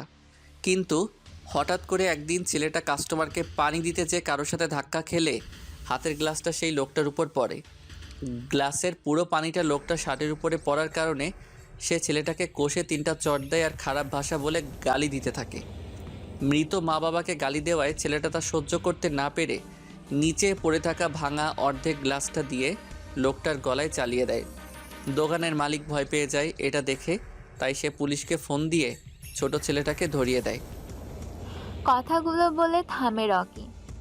সামনে থাকা টেবিলের উপর সিগারেটের প্যাকেটটা হাতে নিয়ে তার থেকে একটা সিগারেট বের করে নিজের ঠোঁটে চাপে। জ্বলন্ত সিগারেট যেন রকির ঠোঁট জোর পুড়ে যাচ্ছে, তবুও সে থেমে নেই, এক মনে সিগারেট টানছে। রকি এবার একটু রহস্যময় হয়ে বলে, আরিয়ান, আমার গল্পটা শুনে কি তোর কিছু মনে পড়ছে? আরিয়ান রকির কথা শুনে অনেকটা অবাক হয়ে যায়, কারণ রকি এতক্ষণ আরিয়ানের ছেলেবেলার গল্প বলছিল। প্রতিদিন রাতে ঘুমাতে যাওয়ার সময় আরিয়ান চোখ জোড়া বন্ধ করলে ছোটবেলার কিছু দৃশ্য তার চোখের সামনে ভেসে বেড়ায়। আরিয়ান যতই অতীতকে ভুলতে চায়, কিন্তু অতীত তাকে তত ব্রাশ করে ফেলে। চাইলেও যেন এটা সে ভুলতে পারে না। সে অবাক হয়ে রকিকে জিজ্ঞাসা করে, কে তুই? আর তুই আমার ছোটবেলার কথা জানিস কিভাবে? রকি সিগারেটে আরেকটা টান দিয়ে বলে, তোকে আগেই বলেছি আমি কে তা তোর না জানলেও চলবে। আর তোর ছোটবেলার গল্প আমার অজানা নয়।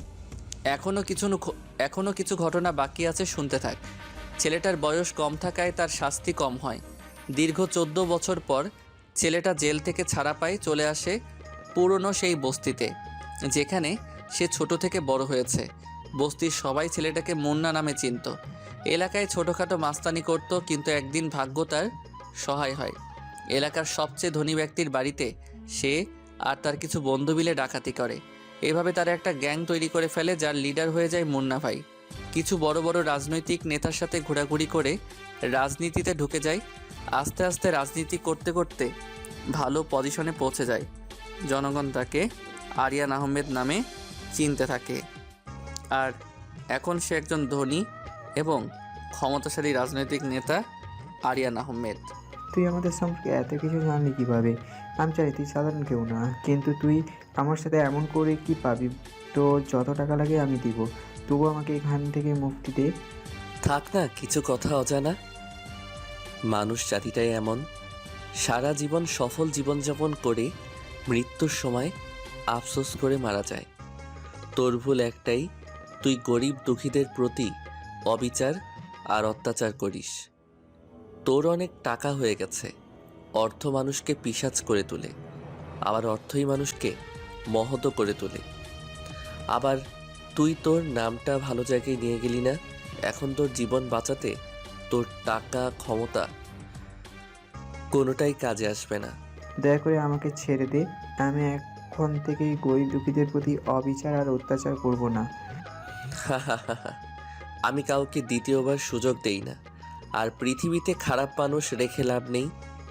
মানুষ নিজের মৃত্যু নিজেই কামনা করে।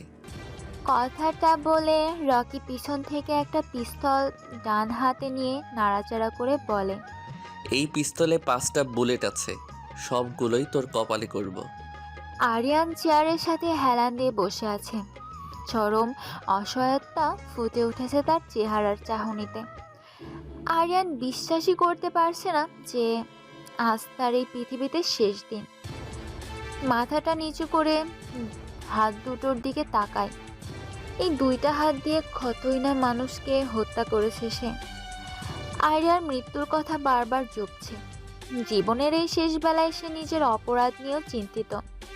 নিচু গলায় রকিকে উদ্দেশ্য করে বলে, আকাশ সমান আমার অপরাধ, তবুও তোমার কাছে আমার আত্রি। তোমার দয়া আমার জন্য সম্ভাবনা, হিসেব শুধু শাস্তি আমার পাওনা। আরিয়ানের এমন আবেগী কথায় রকির মন একটুও নরম হয় না। পিস্তলটা সোজা কপাল বরাবর তাক করে। আরিয়ান কিছু বলতে পারে না। এর আগেই রকি পিস্তলের ট্রিগার চাপ দেয়। 100 ডিগ্রি সেলসিয়াস তাপমাত্রায় গরম বুলেট আরিয়ানের কপালটা ভেদ করে চলে যায়। কপাল থেকে তাজা রক্ত বের হচ্ছে। আরিয়ানের প্রবল ভয় আর অস্থিরতা গ্রাস করছে। মৃত্যুকে এত কাছ থেকে দেখে আরিয়ানের এমন অবস্থা দেখে রকি হি হি করে হেসে বলে ওঠে, মরণের কষ্ট কেমন লাগে আরিয়ান? দেখ কত নিষ্পাপ মানুষ খুন করেছিস তুই। আরিয়ানের শ্বাস ভারী হয়ে এসেছে। মুখটা হা করে কি যেন বলতে চাচ্ছে সে। সবার আগ্রহ তার দিকে। আওয়াজ থেমে গেছে, মুখ বন্ধ হয়ে এলো। আরিয়ানের বিশ্বকাপানো একটা ডাক তুলে ঢলে পড়ল চেয়ারের সাথে। তার প্রাণ পাখি তখন আকাশের পথে। রকি চেয়ার থেকে উঠে দাঁড়ায়। হাতের সিগারেটটা শেষ হয়ে গেছে। সেটা মাটিতে ফেলে রুমে শাটারের দিকে যেতে থাকে। তখনই পিছন থেকে সোহেল বলে, বস, শালাকে কোথায় ফেলে দেবো? ঢাকা বিশ্ববিদ্যালয়ের মেইন গেটের সামনে, আর পাশে MK আর কঙ্কালের ট্যাটু আঁকতে ভুলবি না। রকি সেখানে আর দাঁড়ায় না, বাইরে চলে আসে। বৃষ্টিটা এখন কমে গেছে, তাই সে নিজের হেঁটে গাড়িতে যেয়ে উঠে রাতের আধারে মিলিয়ে যায়। আজ সকালে ঢাকা বিশ্ববিদ্যালয়ে মেন গেটের সামনে থেকে ঢাকার সবচেয়ে ধনী এবং ক্ষমতাশালী রাজনৈতিক নেতা আরিয়ান আহমেদের মৃতদেহ পাওয়া গেছে। 2 দিনে 2টা ক্ষমতাশীল ব্যক্তির মৃতদেহ পাওয়া গেছে। এটা নিয়ে শহরে বিশৃঙ্খলা সৃষ্টি হচ্ছে। পুলিশের ধারণা বাংলাদেশের মাফিয়া কিং মিস্টার কিং এই খুন দুটো করেছে। পুলিশ এখনো তদন্ত করে কোনো ক্লু বের করতে পারছে না। এতক্ষণ আমাদের সাথে থাকার জন্য ধন্যবাদ। আবির আর রকি ছোট একটা চা স্টলে বসে চা খাচ্ছিল। তখনই টেলিভিশনে সাংবাদিক কথাটা বলছে। এই কথাটা শুনে আবির রকিকে উদ্দেশ্য করে বলে, দেশে যে কি হচ্ছে বুঝতে পারছি না, একের পর এক খুন হয়ে যাচ্ছে। পুলিশ কি করে জানে? আবিরের কথা শুনে রকি মুচকি হেসে বলে, টেলিভিশনে দেখলি কি বলল? খুনগুলো কে করেছে? MK করেছে। তার সম্পর্কে মনে হয় তোর কোনো ধারণা নেই। সারা বাংলাদেশের সবচেয়ে ভয়ঙ্কর মাফিয়া কিং। ছোট বাচ্চা না ঘুমালে মায়ের MKর নাম বললে বাচ্চারা ভয়ে ঘুমিয়ে পড়ে। MP, মন্ত্রী, মেয়র যা আছে সব তার আন্ডারে। তুই MK সম্পর্কে এত কিছু কিভাবে জানিস? তুই কি কখনো তাকে দেখেছিস? MK সম্পর্কে আমার অনেক কিছু জানা, যা সে নিজেও জানে না। আমি MKকে কিভাবে দেখব, যেখানে তার নিজের লোকেরাও আজ পর্যন্ত দেখেনি। MKকে দেখা যায় না, শুধু অনুভব করা যায়। ঝড়ের বেগে তার অস্তিত্বের বাতাস বোঝা যায়। কোনো এক অজানা শহরের শান্ত একটা ঠান্ডা মাইন্ড গেমার নামক ছেলে, যার পদবি MK দেওয়া হয়েছে। সে যেই শহরে পা রাখে ওই শহরটা ওর হয়ে যায়। শত্রুর মনে ভয়ানক কম্পন সৃষ্টি করে। আবিরের সন্দেহের দৃষ্টিতে তাকিয়ে রকিকে বলে, রকি, তোর আসল পরিচয় কি? কে তুই? তুই কি আমাকে কোনোভাবে সন্দেহ করছিস? তাহলে সেটা ভুল। আমি তোর বন্ধু রকি। আমার কাছে তোকে কেমন যেন রহস্যময় লাগছে। তুই MK সম্পর্কে এত কিছু জানিস। আমার মনে হয় না কোনো পুলিশ প্রশাসন এত কিছু জানে না, তাই তোকে একটু সন্দেহ করছি, এই আর কি।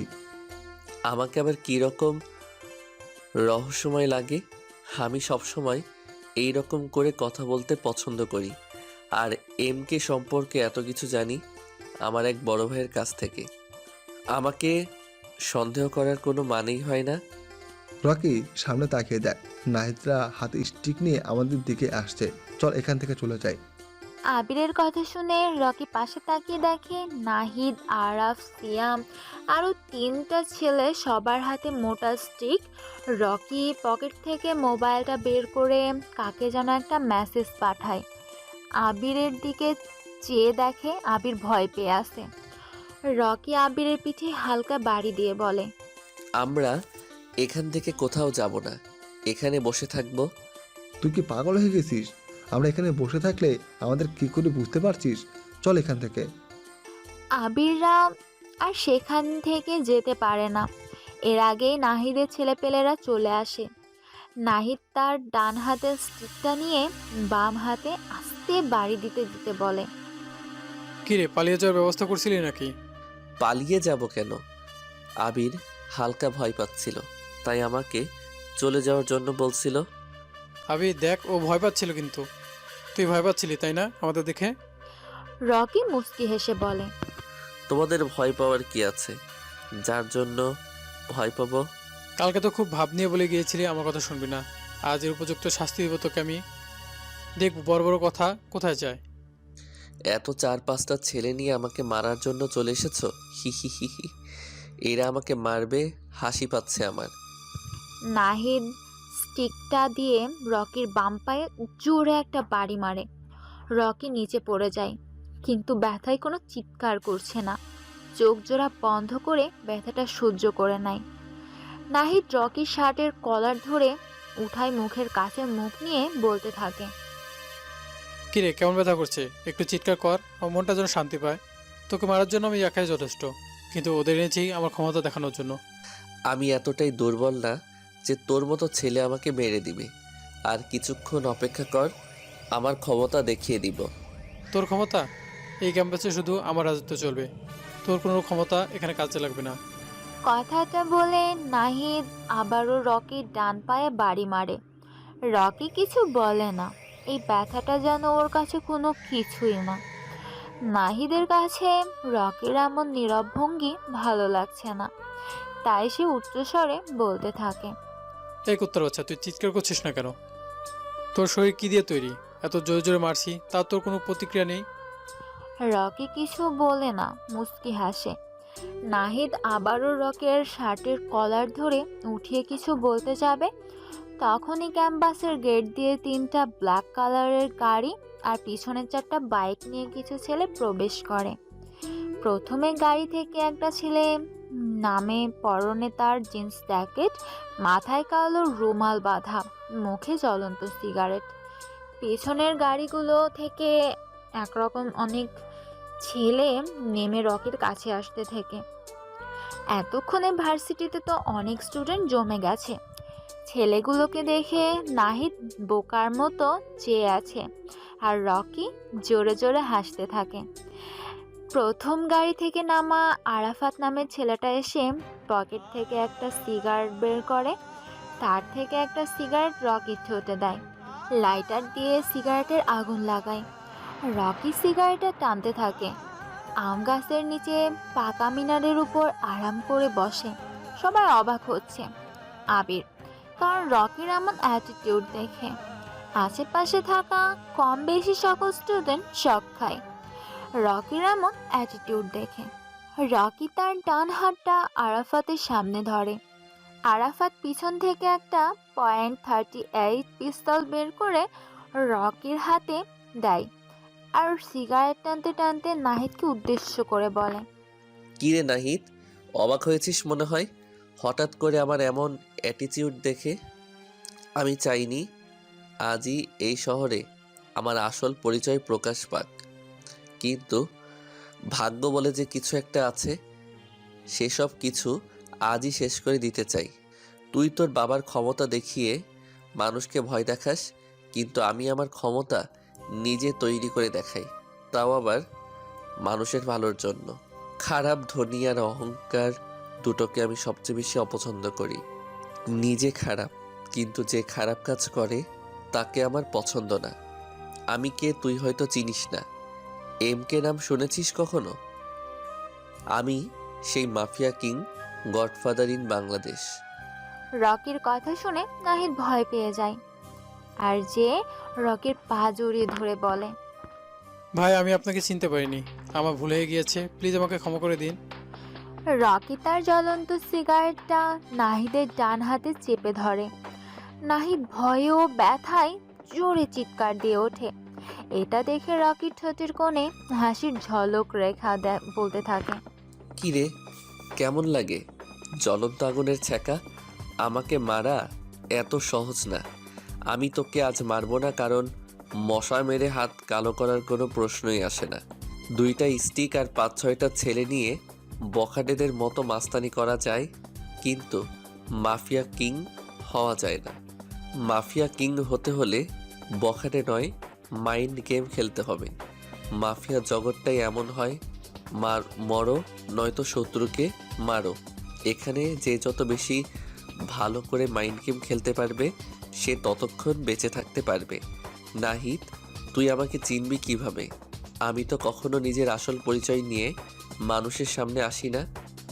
তোকে আজ মাফ করে দিব, তবে তুই গরিবদের দেখতে পারিস না, এই জন্য ছোট একটা শাস্তির ব্যবস্থা আছে। ভাই আমি আপনার সম্পর্কে প্রকাশিত নোবেল থেকে জেনেছি, আপনি অনেক ভয়ানক। আপনার চোখের ইশারায় মানুষের গলা পড়ে যায়। প্লিজ ভাই আমাকে প্রাণে মারবেন না, আমি আপনার সব শাস্তি মানতে রাজি আছি। রকির হাতটা সামনের দিকে বাড়ায়।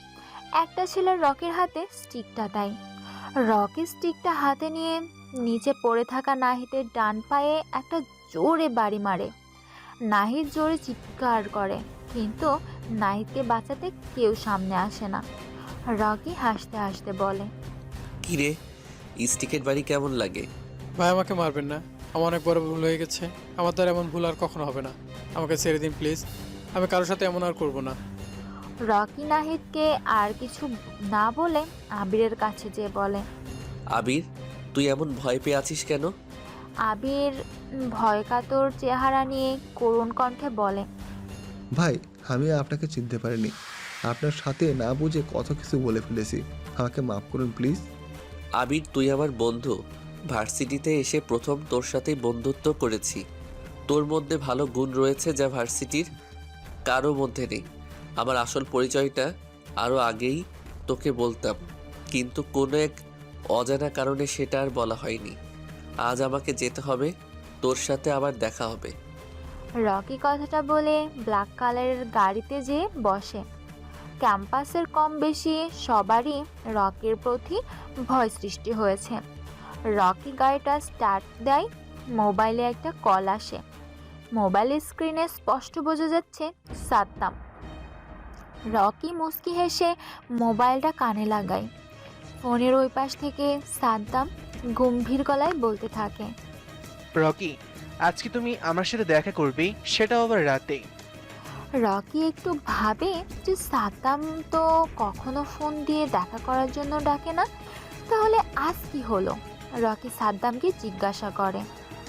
সাদ্দাম ভাই, আপনি তো কখনো ফোন দিয়ে দেখা করার জন্য আমাকে ডাকেন না, তাহলে আজ হঠাৎ এমন করে নিয়ম ভাঙার কারণ কি? ফোনের ওই পাশ থেকে সাদ্দাম হাসতে হাসতে বলে। রকি, আজ তোমার জীবনে গুরুত্বপূর্ণ একটা দিন। আজ আমাদের দেখা করাটা বেশি জরুরি, তাই ফোন দিয়েই ডাকলাম তোমাকে।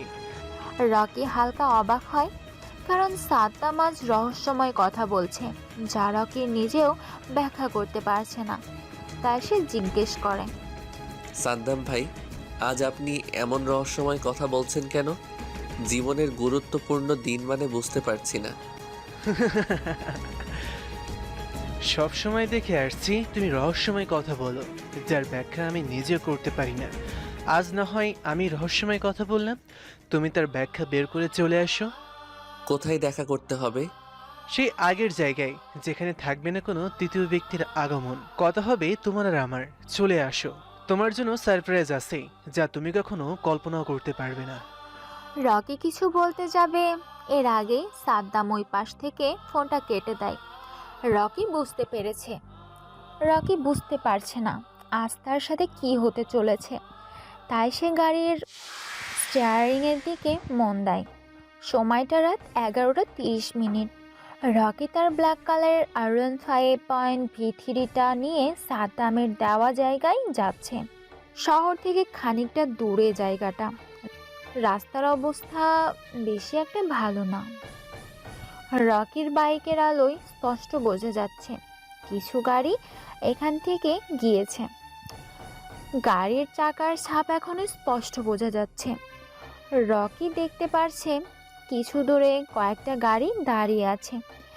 একটা গাড়ির লাইট জ্বলে আছে, যার কারণে সামনের জায়গাটা বোঝা যাচ্ছে। রকির বাইকটা এসে থামে সেই গাড়িগুলোর কাছে। আশেপাশে সারি সারি গাছ, পাশে বড় একটা রাস্তা, তার পাশে ছোটখাটো একটা পুকুর। চাঁদের আলো এসে পুকুরে পড়ছে, আর পুকুরের আলো প্রতিফলন হয়ে জায়গাটা আলোকিত হয়ে উঠছে। রকি পরিবেশের অবস্থাটা দেখে সামনের চেয়ারে বসে থাকা সাদ্দামের দিকে যায়। সাদ্দাম একটা চেয়ারে বসে আছে, সামনে একটা ছোট্ট টেবিল, আর ওই পাশে আরেকটা চেয়ার। রকি যে খালি চেয়ারের পায়ের উপর পা তুলে আরাম করে বসে। কারো মুখে কোনো কথা নেই, দুজনের মধ্যে নীরবতা বিরাজ করছে। নীরবতা ভেঙে প্রথমে রকি বলে। সাদ্দাম ভাই, এখানে ডাকার কি কারণ? সাদ্দাম রকির দিকে ভালো করে চেয়ে দেখে শরীরে বড় একটা কালো কোট, মাথায় বড় হুজুওয়ালা টুপি, মুখে কিছু নেই, শুধু বোঝা যাচ্ছে সাদা মুখে কালো চাপদাড়ি। সাদ্দাম টেবিলের উপর রাখা সিগারেটের প্যাকেট থেকে একটা সিগারেট বের করে তার ঠোঁটে চাপে, লাইটার দিয়ে সিগারেটে আগুন লাগায়, জোরে একটা টান দেয়। সিগারেটের প্যাকেট আর লাইটারটা রকির দিকে ঢিল মারে। সাদ্দাম মুচকি হেসে বলে। রকি, তোমাকে আজ অনেক কারণে এখানে ডাকা হয়েছে, কথাগুলো শুনতে নিজেকে প্রস্তুত করো। রকি তার সামনে থেকে সিগারেটের প্যাকেট থেকে একটা সিগারেট বের করে জ্বালায়। জোরে একটা টান দিয়ে বিষাক্ত ধোঁয়াগুলো উপরে ছেড়ে দিয়ে বলতে থাকে, রকি কথা শুনতে নিজের সবসময় প্রস্তুত রাখে, নয়তো এখনো পর্যন্ত এখানে আসতে পারতো না। আপনি বলতে পারেন কি বলতে চান, আমি শুনতে প্রস্তুত। রকি, তোমার নাক দিয়ে সিগারেটের ধোঁয়া ছাড়ার অভ্যাসটা আর গেল না। আচ্ছা, তুমি আমাকে এটা বলো যে আমার এমপি নির্বাচন করার কি ব্যবস্থা করলে? রকি আবারও নাক দিয়ে ধোঁয়া ছাড়তে ছাড়তে বলে, আমি এখন যেই কথাটা বলবো আপনিও নিজেকে প্রস্তুত করে নেন কথাটা শোনার জন্য। রকি, তোমার সাথে থাকতে থাকতে তোমার মতন হয়ে গিয়েছি, তুমি বলো। সাদ্দাম ভাই, আপনি এমপি নির্বাচন করতে পারবেন না। কথাটা শুনে সাদ্দাম জোরে জোরে হাসতে থাকে আর বলে, আমি জানতাম তুমি এমনই কিছু একটা বলবে। রকি ভ্রু কুঁচকে বলে, আমি এমন কিছু বলবো এটা আপনি জানতেন কি করে? নিজের বাবাকে কেউ নিজের হাতে মারতে পারে এমন সৎসাহস তো কারোই নেই, ঠিক বললাম তো আমি? রকি অবাক হয়ে যায় সাদ্দামের মুখে এমন কথা শুনে। রকি ভাবতে থাকে কিভাবে এটা সম্ভব, তাই সে প্রশ্ন করে ফেলে, সাদ্দাম ভাই, আপনি এগুলো কি বলছেন? রফিক চৌধুরী আমার বাবা হতে যাবে কেন? উনি ভালো মানুষ আর গরিব দুঃখীদের পাশে থাকে, ভালো রাজনীতি করে, তাই তাকে আমি তার সম্মানিত চেয়ার থেকে উঠাতে পারবো না। রকি, তোমার কি ছোটবেলার কথা মনে পড়ে? কোথায় ছিলে? ছোট্ট একটা বসত বাড়িতে থাকতে তুমি, তোমার অসুস্থ মাকে নিয়ে। আর আজ আমি তোমাকে কোথায় নিয়ে এসেছি। চাইলে কিন্তু আমি মাফিয়া কিং হতে পারতাম, আমি তা করিনি। ছোট সেই টোকাই ছেলেটাকে রাস্তা থেকে তুলে এনে বানিয়ে দিলাম মাফিয়া কিং। আর সে আমার হয়ে কাজ করবে না, আমার কথা শুনছে না, তাহলে এতে আমার কি লাভ? দেখেন সাদ্দাম ভাই, আপনার উপকারের কথা আমার মনে আছে, কিন্তু একজন ভালো মানুষকে আমি মারতে পারবো না। এখন যদি এটা করে আমি আপনার কথা অমান্য করি, তাহলে এতে আমার কিছু করার নেই। রকির কথা শুনে সাদ্দাম রেগে বলে, রকি, তোর বাবার কথা কি মনে আছে? ঢাকার টপ ধনী ছিল তোর বাবা, আমার কাছের বন্ধু ছিল তোর বাবা। শুনবি কি হয়েছিল তোর বাবা মায়ের সাথে? রকি যেন বিশ্বাসই করতে পারছে না সাদ্দাম ভাইয়ের কাছে বন্ধু তার বাবা। রকি যেন বিশ্বাসই করতে পারছে না সাদ্দাম ভাইয়ের কাছের বন্ধু বাবা। তবে বোঝ হওয়ার পর রকি কখনো দেখেনি তার বাবাকে। মায়ের কাছ থেকে শুনেছিল তার বাবা নাকি অনেক ধনী ছিল। রকির অনেক জানার আগ্রহ ছিল তার বাবার সম্পর্কে, কিন্তু তার হয়ে ওঠেনি। তার আগেই অল্প বয়সে রকির মা ক্যান্সারে আক্রান্ত হয়ে মারা যায়। শুরু হয়ে যায় রকি টোকাই জীবন। বসতির কিছু ছেলে সাথে মিলে বোতল টোকাই করত। রকি যখন 10 বছর বয়স তখন থেকেই সাদ্দামের সাথে পরিচয়। আজ মাফিয়া কিং হওয়ার পিছনে সাদ্দামেরই অবদান আছে। রকি একটু আগে আবেগময় হয়ে সাদ্দামকে উদ্দেশ্য করে বলে, সাদ্দাম ভাই, আমার অনেক জানার আগ্রহ ছিল কে আমার বাবা, কি আমার পরিচয়, কিন্তু এখনও তা জানা হলো না। আপনি এখন আমাকে সব বলবেন। সাদ্দাম মুচকি হেসে বলে, তোর বাবা ছিল এই শহরের টপ ধনীর মধ্যে একজন। আমাদের মধ্যে বন্ধুত্বপূর্ণ সম্পর্ক ছিল। ভার্সিটিতে থাকতেই আমি একটা মেয়েকে ভালোবাসতাম, কিন্তু সেই মেয়েকে আমি নিজের করে পাইনি, কারণ শুধুমাত্র একমাত্র তোর বাবা। আমি সেই মেয়েকে ভালোবাসতাম, তোর বাবা সেই মেয়েকে ভালোবাসতো। মেয়েটা ছিল গরিব, তাই মেয়েটাকে কেউ মেনে নেয়নি। বাধ্য হয়ে তারা দুজন পালিয়ে গিয়ে বিয়ে করে। কিছু বছর পর তুই পৃথিবীতে আসিস। তোর বাবা মার সম্পর্কটা ভালোবাসায় পরিপূর্ণ ছিল, যা আমার সহ্য হয় না। তাই একটা গেম খেলে তাদের সংসার ভেঙে দিই। তোর বাবা তোকে তোর মাকে বাড়ি থেকে বের করে দেয়। আমি গিয়েছিলাম তোর মায়ের কাছে, কিন্তু সে আমাকে ফিরিয়ে দেয়। তোর সম্পর্কে আমি সব জানতাম। চেয়েছিলাম তোকে একদিন মাফিয়া কিং বানাবো, আমার হয়ে কাজ করবি তুই।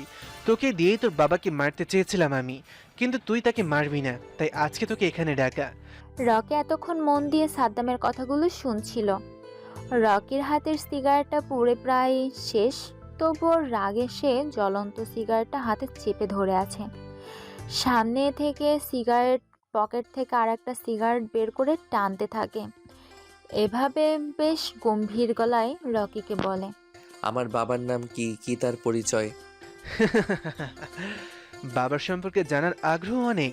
তোর বাবা হচ্ছে এই শহরের এমপি রফিক চৌধুরী, যাকে মারার জন্য তোকে বলেছিলাম। সাদ্দামের কথা শুনে রকি বসা থেকে উঠে দাঁড়ায়। পিছন থেকে একটা পিস্তল বের করে সাদ্দামের দিকে তাক করে। সাদ্দাম রকিকে কিছু বলে না। সাদ্দাম টেবিলের উপর হালকা ভর দিয়ে সিগারেটের প্যাকেট আর লাইটারটা নিয়ে পকেট থেকে একটা সিগারেট বের করে ঠোঁটে লাগায়। মুচকি হাসে, কিন্তু কিছু বলে না। রকি অবাক হয়ে সাদ্দামের এমন নীরবতা দেখে। রকি শত্রুকে সামনে রেখে সময় নষ্ট করতে চায় না, তাই সে ট্রিগারে চাপ দিবে। এমন সময় কেউ পিছন থেকে শক্ত কিছু দিয়ে রকির মাথার পিছনে আঘাত করে। রকির হাত থেকে পিস্তলটা পড়ে যায়। ডান হাতটা মাথার পিছনে চলে যায়। মাথায় ফেটে রক্ত বের হচ্ছে। রকি নিচে পড়ে যায়। সাদ্দাম হাসতে হাসতে রকির মাথার কাছে নিচু হয়ে দেখে রকির শ্বাস এখনো চলছে। সাদ্দাম বসা থেকে উঠে দাঁড়িয়ে সিগারেট টানতে টানতে বলে, কতগুলো খুন করে মানুষকে ভয় দেখিয়ে আসল মাফিয়া কিং হওয়া যায় না। আসল মাফিয়া কিং হতে হলেই মাস্টারমাইন্ড থাকা লাগে। বুকের ভেতরে সাহসের প্রয়োজন হয়, যা এই রকির ভেতরে নেই। তোকে পাহারা দেওয়ার জন্য পালা কুত্তার প্রয়োজন হয়, কিন্তু আমি একাই 100। রকি কথাটা বলেই নিচে পড়ে থাকা পিস্তলটা হাতে পরপর 5টা গুলি করে। আশেপাশে দাঁড়ানো বডিগার্ডগুলো কারো বুকে কারো কপালে লেগে যায়। সাদ্দামের পাশে থাকা 2টা ছেলেগুলো করতে যাবে, এর আগে রকির পিস্তল থেকে 2টা বুলেট বের হয়ে 2টা বুলেটে যেয়ে তাদের কপালে লাগে। সাদ্দাম এগুলো দেখে ভয় পেয়ে যায়। সাদ্দামের হাতে থাকা অর্ধেক পুরা সিগারেট মাটিতে পড়ে যায়। রকি এক লাফে নিচ থেকে উঠে চেয়ারটা টান দিয়ে পায়ের উপর পা তুলে বসে একটা সিগারেট জ্বালায়। সিগারেটের বিষাক্ত ধোঁয়াগুলো নাক দিয়ে ছাড়তে থাকে। রকি দেখ, সবাইকে শেষ করলেও আমাকে তুই শেষ করতে পারবি না, কারণ তোকে আমি এতটুকু পর্যন্ত নিয়ে এসেছি। তুই আমাকে মারবি না। সাদ্দাম যেন কথাটা শেষ করতে পারছে না, এর আগেই রকি একটা গুলি করে। বুলেটটা যে সাদ্দামের ডান পায়ে লাগে। সাদ্দাম ব্যথায় চিৎকার দিয়ে ওঠে। রকি হাসতে হাসতে বলে, মাইন্ড গেম তুই খেলতে পারিসনি। তুই আমাকে নিয়ে মাইন্ড গেম খেলতে যে আমার মাইন্ড গেমের গুটি হয়ে গিয়েছিস। আমার মা মরার আগে বলে গিয়েছিল, একটা বেইমান আমাদের সুখের সংসার ধ্বংস করে দিয়েছে। তার নাম সাদ্দাম খান, ঢাকার ছোট একটা রাজনৈতিক দলের লিডার। তখন বেইমান কি এটা বুঝিনি, শুধু সাদ্দাম নামটা মনে রেখেছি। পৃথিবীর যেখানে থাকুক তাকে খুঁজে বের করে মারাটা আমার টার্গেট ছিল। কিন্তু 10 বছর বয়সেই তোর সাথে দেখা, চেয়েছিলাম সেখানেই তোকে মেরে দিব, কিন্তু তা করিনি। তোর একটা অফারের কথা শুনে নিজের মাইন্ডটাকে শান্ত করে মাস্টার মাইন্ড গেম খেলতে থাকি। আমি যার হাতে তৈরি তাকে আজ নিজ হাতে মারব, আমার মায়ের মৃত্যুর প্রতিশোধ নেব। রকি, তুই আমাকে মারতে পারবি না, কারণ তোর একটা দুর্বলতার জিনিস আমার কাছে। যার হারানোর কিছু নেই তার ব্যাপারে সতর্ক থাকো। আমার দুর্বল কোনো জিনিস নেই। মনে করে দেখ, ভার্সিটির একটা মেয়ে, নাম মনে হয় মিম। তুই মেয়েটাকে পছন্দ করিস, মেয়েটাও তোকে চিনে না। তোর জীবনের কোনো দুর্বল পয়েন্ট নেই, কিন্তু পছন্দের জিনিসটা তোর মন কেড়েছে। এটা তোর একটা দুর্বল পয়েন্ট। মেয়েটাকে নিবি নাকি আমার কাছে ছেড়ে দিবি? রাজি থাকলে ডিল ফাইনাল কর। রকি মেয়েটার কথা চিন্তা করে সাদ্দামের দেওয়া অফারে রাজি হয়ে যায়। মিম কোথায় সেটা বলো, তারপর তোকে ছেড়ে দিব। সাদ্দাম নিচ থেকে কষ্ট করে উঠে মুচকি হেসে রকিকে বলে, প্রথম ব্ল্যাক কালারের গাড়ির ভেতর আছে। কথাটা বলার জন্য ধন্যবাদ, তবে রকি বেইমানি করতে একটু বেশি পছন্দ করে, তাই তোর দেওয়া অফারটা নিয়ে তোকে ক্রেডিট না দিয়ে বিদায় করে দিব। Good bye. কথাটা বলে রকি আর একটা গুলি করে।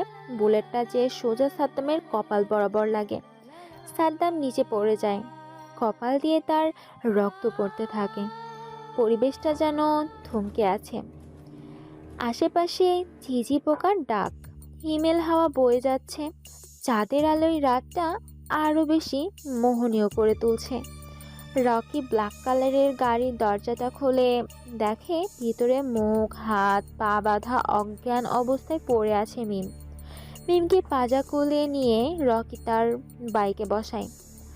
রকি বাইকটা স্টার্ট দেওয়া রওনা হয় অজানা গন্তব্যের উদ্দেশ্যে।